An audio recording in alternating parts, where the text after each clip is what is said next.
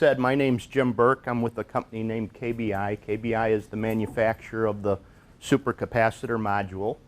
Kind of start from the basics. It's not a battery, and one of the most important things we're trying to get across is we're not trying to eliminate batteries. We know batteries are needed on the vehicles to power all the electrical loads and fans and blowers and GPS and fire suppression. We can't do without batteries. But when those batteries fail because they've been taxed, when the engine isn't running and it's time to start the vehicle, that can be a rather costly event. And the idea behind this nickel carbon device is you put it on board parallel with the batteries during an engine starting event, and then once it's recharged, we isolate it. Being a capacitor, once it's charged up and removed from the circuit, it'll hold that charge for a couple of years. So you can, the concept is you're rest assured there's always an energy storage device on board with enough power to start the engine regardless of what's going on with the lead acid batteries. And I'll try and explain a little bit on the chemistry, how we do that, and the circuitry. We produce two different sizes of these capacitors.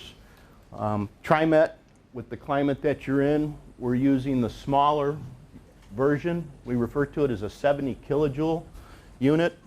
Kilojoules reference is a reference to how much energy is inside the device.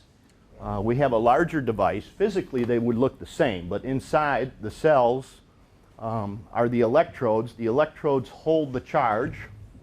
In a 70 kilojoule device we use a smaller cell, a smaller electrode, and this is really the whole key to the technology. A kilojoule is simply a rating of how much energy it stores. A joule is energy.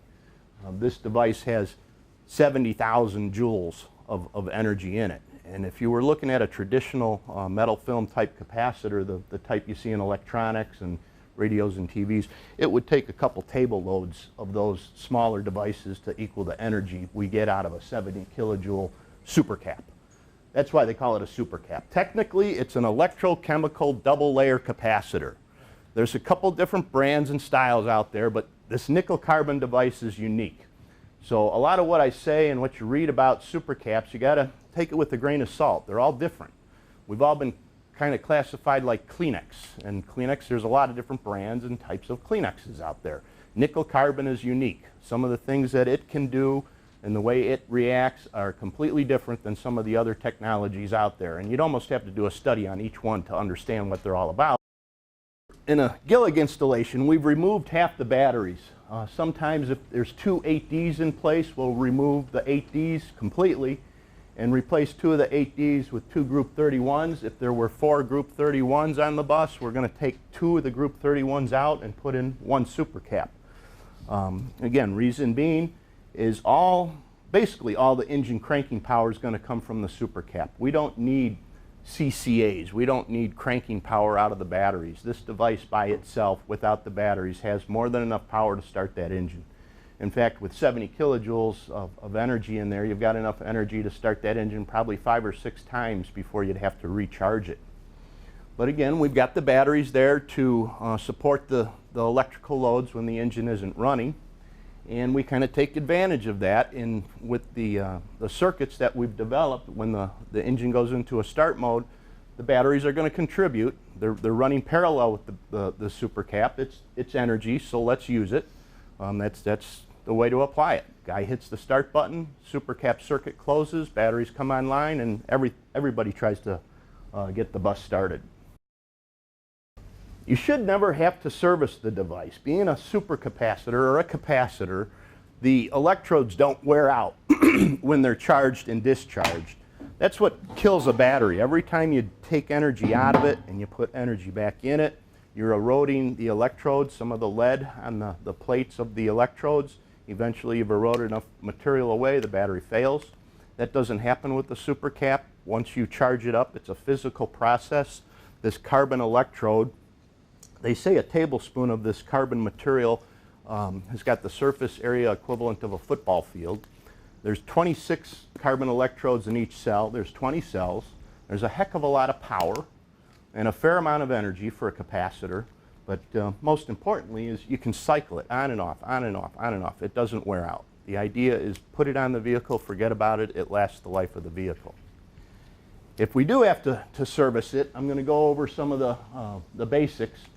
In the literature and the manuals, you'll see, and on your bus, a J1939 CAN bus port. That port is not used in the Gillig TriMet installation. It's that top one there. You'll see on the bus it's plugged. It's there for troubleshooting and reprogramming at the factory if need be. There is a feature someday, if TriMet taps into it, we can feed the I/O system information on the state of charge, the temperature, the cycle duties.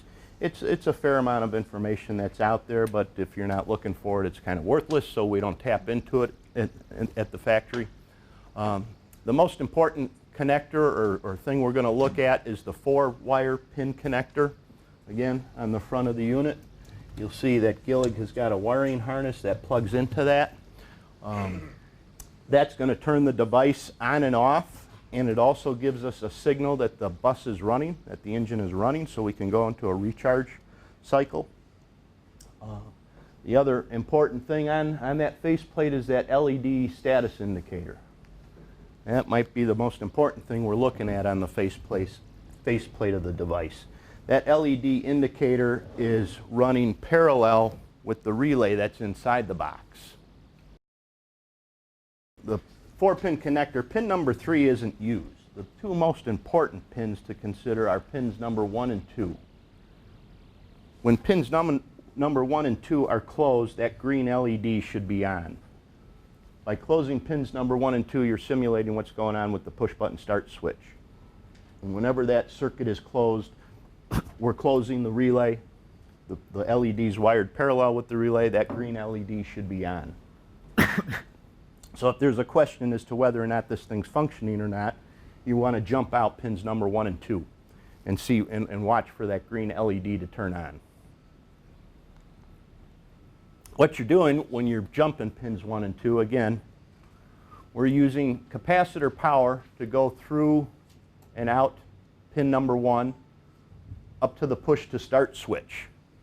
When the push to start switch is depressed, the power comes back, closes the contactor, and powers up the PLC inside of the unit. The PLC is located right in back of and next to that J1939 connector. Whenever the button is pressed, the push to start button is pressed, or that LED is lit, these terminals go live. You can see we're opening up the positive side. So when that green LED is not lit, if you were to take a voltmeter to it, you're not going to see any power. The only time you're going to see power or voltage at these terminals is when that green LED is lit. And the voltage you see should be basically battery voltage or alternator output voltage. The device doesn't increase the voltage in any way. It's voltage in is voltage out. And that's where one of the safety aspects come in. You cannot electrocute yourself with the device. Once it's charged up, if your alternators or your regulators are set to 28.8, that's what you're going to have here, 28.8. 28.8 can't hurt you. It's not going to shock you. It's got a lot of power.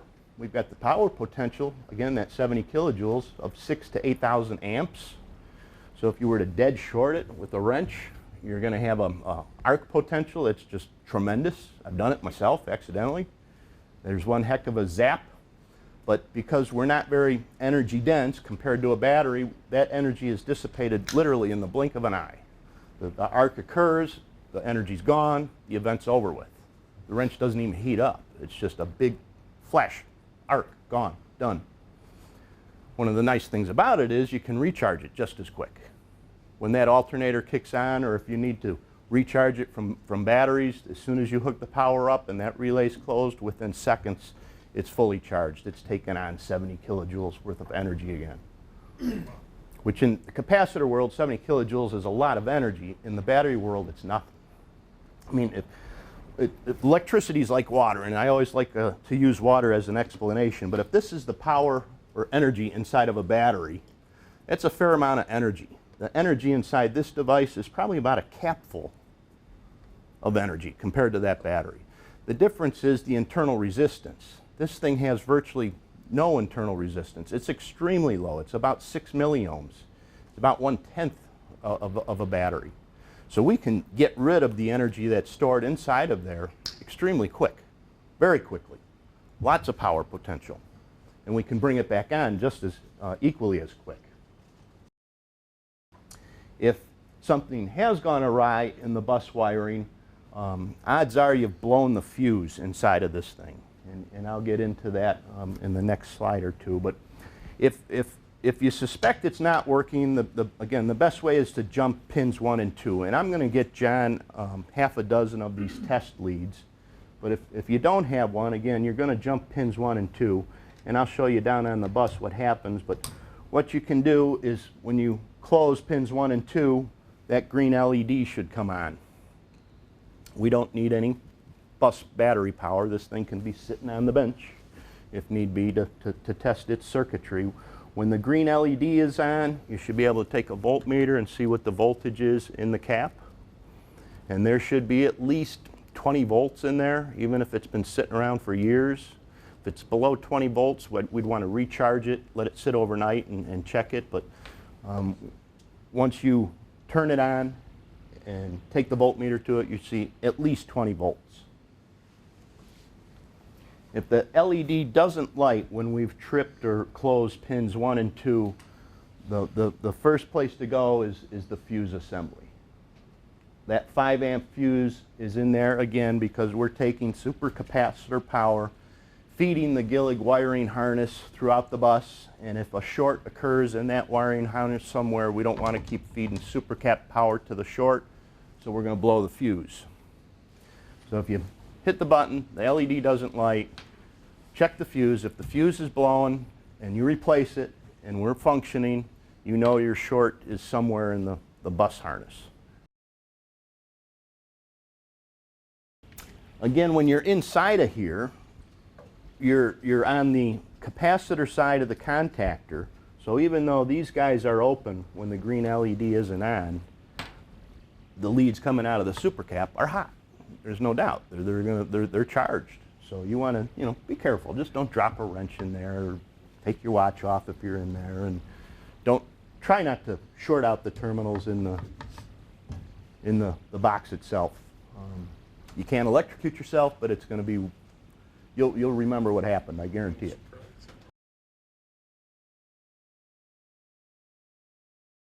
Once the button's pushed, the LED stays on, the engine starts, the LED will go off briefly for about 30 seconds. That PLC is going out and looking at temperatures and voltages and doing some quick self-diagnostics. Then the LED comes back on, and within a few seconds we're charged up. The LED goes off, the relay opens, and we're out of the circuit. Fairly smart charger. We've seen that some of the not so intelligent or inexpensive cheap chargers, if this thing's fully discharged down to less than 4 volts, a lot of battery chargers thinks it's a bad battery. Because it's internal resistance, yeah, it'll trip out. So you need to use a decent battery charger or just hit it with battery power. If for some reason the bus didn't start, fuel problems, electronic problems, whatever, and you've drained down the batteries and the cap to the point where, well, I got to jump start this vehicle, this is a great place to hook up your jumper cables for a number of reasons. When you hook up the jumper cables and the button is pushed, even if we're dead, now we've got power, that contactor is going to close and the supercap is going to recharge in seconds before you even get a chance to try and start the vehicle, before I/O wakes up. So your jump start becomes a lot more effective. Instead of trying to push a bunch of power from one vehicle to another through some cables, through alligator clips, you're going to have a fully charged cap ready to actually jump start the bus. The other benefit is it is a capacitor, so it's a great buffer. It gets rid of any of the surges that the jump starts typically create from high voltage spikes or load dumps. It's going to absorb it.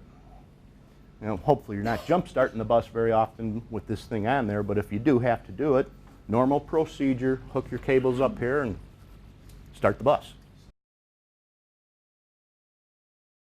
When the bus is completely dead, I/O has gone to sleep, I/O, as you guys know, is actually what's getting that starter motor circuit closed and engaged. And when I/O's gone to sleep, it takes some time to wake up. 3, 5, 7 seconds. It takes some time to wake up.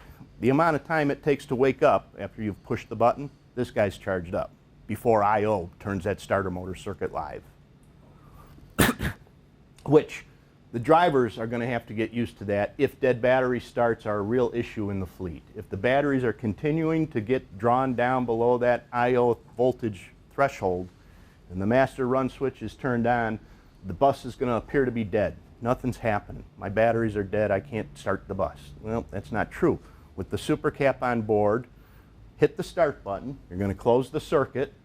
I/O is going to start to wake up, and the bus will eventually start. But the driver's got to keep his finger on the button that whole time. Oh, okay, I get it. Just pushing the button once doesn't cut it. He's got to push the button, stay on it, let that contactor stay closed until I/O wakes up and gets the bus started.